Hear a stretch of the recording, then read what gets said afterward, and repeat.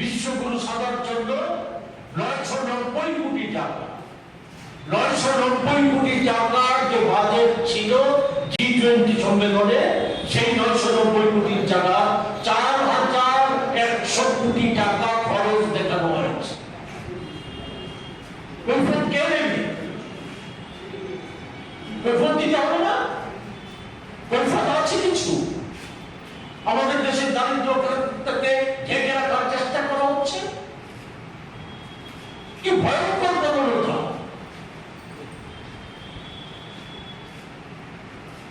দৃষ্টতা কোন জায়গায় গিয়ে দাঁড়িয়েছে? আমাদের কথা না, কংগ্রেসের কথা না। 1919 সালে লোকসভা নির্বাচনের আগে তৎকালীন রিজার্ভ ব্যাংকের যে ডেপুটি গভর্নর বিনোদ আচার্য, উনি বলেছেন, পরিষ্কার করে বলেছেন যে রিজার্ভ ব্যাংকের কাছে 3 লক্ষ কোটি টাকা চাওয়া হয়েছিল নির্বাচনের জন্য কেন্দ্র সরকারের তরফ থেকে। আমাদের সৌভাগ্য, রিজার্ভ ব্যাংকের অন্যায় চাপ অন্যায় প্রস্তাবের কাছে মাথা নত করেনি। আমরা গর্বিত, রিজার্ভ ব্যাংকের ডেপুটি গভর্নর, তৎকালীন গভর্নর এগুলো খুলাসা করে বলে দিয়েছে। কিন্তু শব্দ আছে, প্রতিবাদ আছে না? কোন প্রতিবাদ? ওই শান্তিবাবু বলেছে ডাবল ইঞ্জিনের সরকার রাজ্যে রাজ্যে দুর্নীতির আখ্যায় পরিণত করেছে। কেন্দ্র সরকারের দপ্তরগুলিতে তো অসংখ্য দুর্নীতির খবর উন্মোচিত হচ্ছে। সেই জায়গায় আমরা যদি দেখি আমাদের ছোট সংস্করণ ত্রিপুরা, যেখানে আমাদের প্রধানমন্ত্রী মোদীজির ভাবচিত্র, সুশাসনের অধিকারী যিনি বলে দাবি করেন, সেই ওনার রাজত্বের ত্রিপুরা অবস্থা যদি দেখি, তাহলে কি দেখা যাবে? আজকে ওইগুলো দপ্তর, শিল্প, শিক্ষা, স্বাস্থ্য, আবাসন, সড়ক পরিবহন,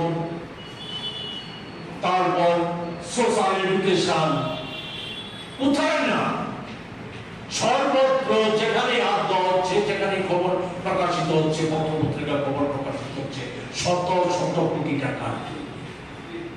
সম্প্রতি কিছু দুর্নীতির খবর সংবাদ মাধ্যমে প্রকাশিত হয়েছে, যেগুলো নিয়ে সরকারকে উচ্চ করতে দেখা যায়।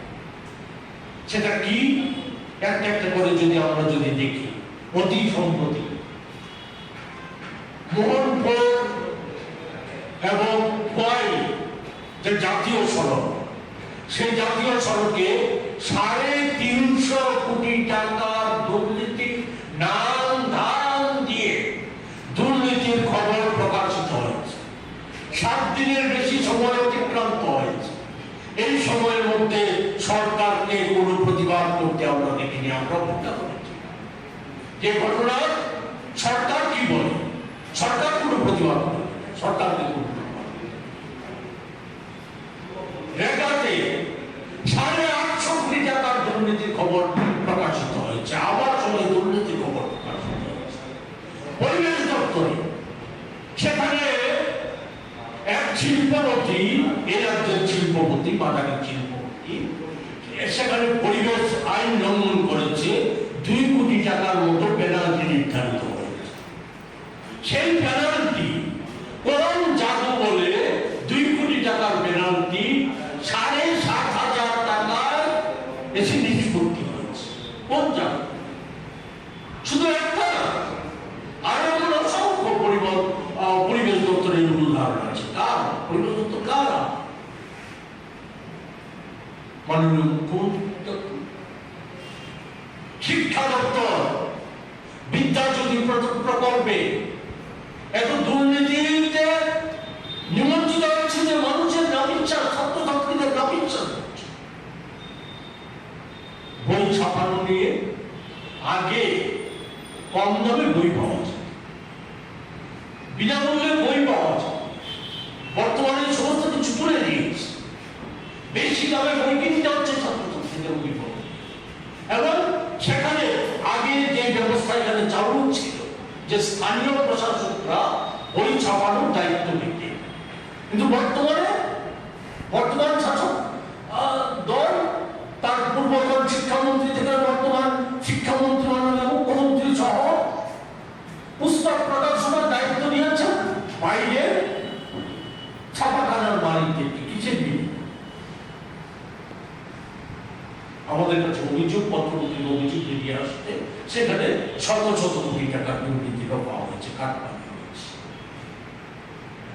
আমাদের মূল জাতীয় সড়ক সেখানে শুধু দুর্নীতি না, ঠিকাদারি কাজের ক্ষেত্রে দুটো ধারা বর্তমানে হচ্ছে। একটা ধারা কি? বড় বড় কাজ যেখানে আমাদের ঠিকাদাররা স্বল্প রেটে স্বল্প মার্জিনে করতে অভ্যস্ত করেছে, আগে অতীত দিনে করেছে। সেখানে বড় বড় কাজ আমাদের জাতীয় সড়কগুলি যেগুলি নির্মিত হচ্ছে সেগুলি সহ বড় বড় কাজ সেখানে আমাদের রাজ্যের ঠিকাদারদের বঞ্চিত করে বহির রাজ্যের ঠিকাদারদেরকে ডেকে এনে বেশি রেটে তাদেরকে কাজ করা হচ্ছে। এবং কাজের গুণমান যাচাই করার জন্য, দেখার জন্য কোনো ব্যবস্থা নেই। ফলে তারা তাদের খেয়াল খুশিমতো কাজ করছে। খেয়াল খুশিমতো কাজ করতে গিয়েছে, সেখানে তাদেরকে ওই বেআইনি কাজ পাইয়ে দেওয়ার ক্ষেত্রে যেমন কাটমানি চলে যাচ্ছে, তেমনি খেয়াল খুশিমতো কাজ করতে গিয়ে কাজ দীর্ঘমানের হচ্ছে। তদারকি কোনো ব্যবস্থা কোথায়? চৌকিদাররা কোথায়? না খাওয়ানো কোথায়? মহিমা প্রদান করা হচ্ছে, বিশ্বগুরু সাজার চেষ্টা করা হচ্ছে। সর্বোচ্চ বিশ্বগুরু সাজার জন্য 990 কোটি টাকা, 990 কোটি টাকার যে বাজেট ছিল G20 সম্মেলনে, সেই 990 কোটির জায়গা 4100 কোটি টাকা খরচ দেখানো হয়েছে। কৈফিয়ত কে নেবে? কৈফিয়ত দিতে হবে না? কৈফিয়ত আছে কিছু? আমাদের দেশের দারিদ্রতাকে ঢেকে রাখার চেষ্টা করা হচ্ছে। কি ভয়ঙ্কর প্রবণতা!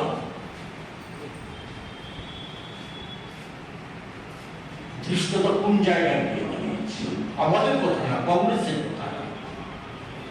1919 সালে লোকসভা নির্বাচনের আগে তৎকালীন রিজার্ভ ব্যাংকের যে ডেপুটি গভর্নর বিনোদ আচার্য, উনি বলেছেন, পরিষ্কার করে বলেছেন যে রিজার্ভ ব্যাংকের কাছে 3 লক্ষ কোটি টাকা চাওয়া হয়েছিল নির্বাচনের জন্য কেন্দ্র সরকারের তরফ। আমাদের সৌভাগ্য, রিজার্ভ ব্যাংকের অন্যায় প্রস্তাবের কাছে মাথা নত করেনি। আমরা গর্বিত, রিজার্ভ ব্যাংকের ডেপুটি গভর্নর, তৎকালীন গভর্নর এগুলো খুলাসা করে বলে দিয়েছে। কিন্তু শব্দ আছে, প্রতিবাদ আছে না? কোন প্রতিবাদ? ওই শান্তিবাবু বলেছে ডাবল ইঞ্জিনের সরকার রাজ্যে রাজ্যে দুর্নীতির আখ্যায় পরিণত করেছে। কেন্দ্র সরকারের দপ্তরগুলিতে তো অসংখ্য দুর্নীতির খবর উন্মোচিত হচ্ছে। সেই জায়গায় আমরা যদি দেখি আমাদের ছোট সংস্করণ ত্রিপুরা, যেখানে আমাদের প্রধানমন্ত্রী মোদীজির ভাবচিত্র, সুশাসনের অধিকারী যিনি বলে দাবি করেন, সেই ওনার রাজত্বের ত্রিপুরা অবস্থা যদি দেখি তাহলে কি দেখা যাবে? আজকে ওইগুলো দপ্তর, শিল্প, শিক্ষা, স্বাস্থ্য, আবাসন, সড়ক পরিবহন, তারপর সোশ্যাল এডুকেশন, কোথায় না সর্বত্র যেখানে হাত দেওয়া হচ্ছে, যেখানে খবর প্রকাশিত হচ্ছে, পত্রপত্রিকা খবর প্রকাশিত হচ্ছে, শত শত কোটি টাকা। সম্প্রতি কিছু দুর্নীতির খবর সংবাদ মাধ্যমে প্রকাশিত হয়েছে, যেগুলো নিয়ে সরকারকে উচ্চ করতে দেখা যায়। সেটা কি? একটা একটা করে আমরা যদি দেখি, অতি সম্প্রতি মোহনপুর এবং খোয়াই যে জাতীয় সড়ক, সেই জাতীয় সড়কে 350 কোটি টাকার দুর্নীতি নাম ধাম দিয়ে দুর্নীতির খবর প্রকাশিত হয়েছে। 7 দিনের বেশি সময় অতিক্রান্ত হয়েছে। এই সময়ের মধ্যে সরকারকে কোনো প্রতিবাদ করতে আমরা দেখিনি। আমরা অপেক্ষা করেছি যে ঘটনা সরকার কি বলে। সরকার কোনো প্রতিবাদ করে, সরকারকে কোনো রেগাতে 850 কোটি টাকার দুর্নীতির খবর প্রকাশিত হয়েছে। আবার সময় দুর্নীতির খবর প্রকাশিত হয়েছে পরিবেশ দপ্তরে। সেখানে এক শিল্পপতি, এ রাজ্যের শিল্পপতি, মাদারি শিল্পপতি, সেখানে পরিবেশ আইন লঙ্ঘন করেছে। 2 কোটি টাকার মতো পেনাল্টি নির্ধারিত হয়েছে। সেই পেনাল্টি কোন জাদু বলে 2 কোটি টাকার পেনাল্টি 7,500 টাকায় এসে নিষ্পত্তি হয়েছে। কোন জাদু? শুধু একটা না, আরো অসংখ্য পরিবেশ দপ্তরের উদাহরণ আছে। কার পরিবেশ দপ্তর? কারা? মাননীয় মুখ্যমন্ত্রী। শিক্ষা দপ্তর বিদ্যাজ্যোতি প্রকল্পে এত দুর্নীতিতে নিমজ্জিত হচ্ছে যে মানুষের নামিচ্ছা, ছাত্রছাত্রীদের নামিচ্ছা। বই ছাপানো নিয়ে আগে কম দামে বই পাওয়া যায়, বিনামূল্যে বই পাওয়া যায়। বর্তমানে সমস্ত কিছু তুলে দিয়েছে, বেশি দামে বই কিনতে হচ্ছে ছাত্রছাত্রীদের অভিভাবক। এবং সেখানে আগে যে ব্যবস্থা এখানে চালু ছিল যে স্থানীয় প্রশাসকরা বই ছাপানোর দায়িত্ব নিতে, কিন্তু বর্তমান শাসক দল, তার পূর্বতন শিক্ষামন্ত্রী থেকে বর্তমান শিক্ষামন্ত্রী মাননীয় মুখ্যমন্ত্রী সহ পুস্তক প্রকাশনার দায়িত্ব নিয়েছেন বাইরে ছাপাখানার মালিকদেরকে। কিসের বিল? আমাদের কাছে অভিযোগপত্র অভিযোগ বেরিয়ে আসতে সেখানে শত শত কোটি টাকার দুর্নীতির পাওয়া হয়েছে, কাটপানি হয়েছে। আমাদের মূল জাতীয় সড়ক সেখানে শুধু দুর্নীতি না, ঠিকাদারি কাজের ক্ষেত্রে 2টো ধারা বর্তমানে হয়েছে। একটা ধারা কি? বড় বড় কাজ যেখানে আমাদের ঠিকাদাররা স্বল্প রেটে স্বল্প মার্জিনে করতে অভ্যস্ত করেছে, আগে অতীত দিনে করেছে। সেখানে বড় বড় কাজ আমাদের জাতীয় সড়কগুলি যেগুলি নির্মিত হচ্ছে সেগুলি সহ বড় বড় কাজ সেখানে আমাদের রাজ্যের ঠিকাদারদের বঞ্চিত করে বহির রাজ্যের ঠিকাদারদেরকে ডেকে এনে বেশি রেটে তাদেরকে কাজ করা হচ্ছে। এবং কাজের গুণমান যাচাই করার জন্য, দেখার জন্য কোনো ব্যবস্থা নেই। ফলে তারা তাদের খেয়াল পুঁজিমতো কাজ করছে।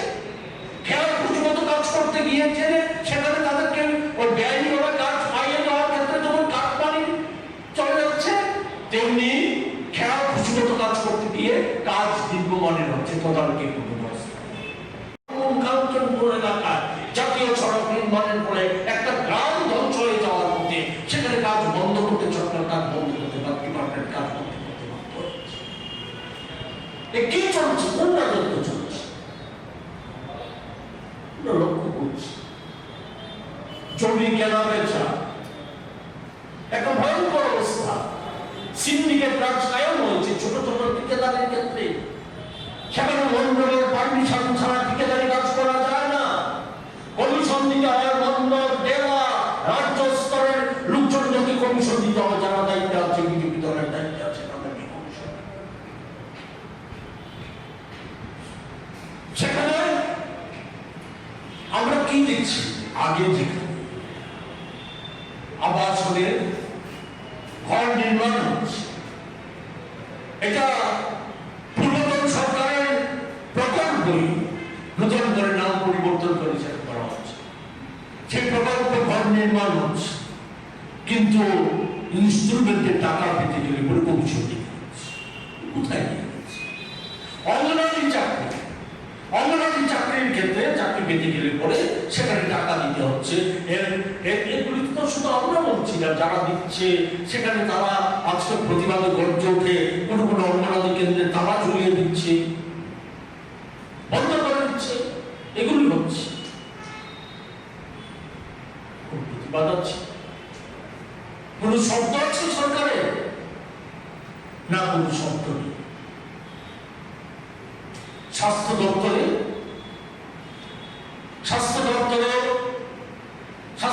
তার ভঙ্গুর দশা, ভেঙে পড়েছে, চিকিৎসা ব্যবস্থা সম্পূর্ণভাবে ভেঙে পড়েছে, কোটি কোটি টাকার দুর্নীতি হচ্ছে। ভাবা যায় এখানে টিএমসিতে একটা মেডিকেল স্টোর করা হচ্ছে সরকারি নিয়ম কানুন উপেক্ষা।